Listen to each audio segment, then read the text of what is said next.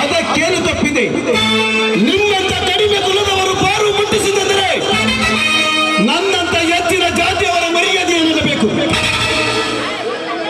ಏನಂದರೆ ಮಗನ ವೆಂಕಟರೆಡ್ಡಿ ಕುಲವೆಂದು ಕುಲಹೀನನಾಗಿ ಈ ಕುರುಬ ವಂಶಕ್ಕೆ ಕಡಿಮೆ ಕುಲವೆಂದು ನಿಂದಿಸಿ ಮಾತನಾಡಿದೆಯಾ ಮಗನೇ?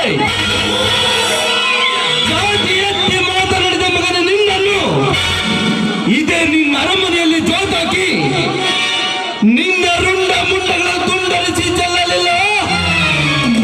ನನ್ನ ಹೆಸರು ಬೀರಪ್ಪನೇ ಅಲ್ಲ,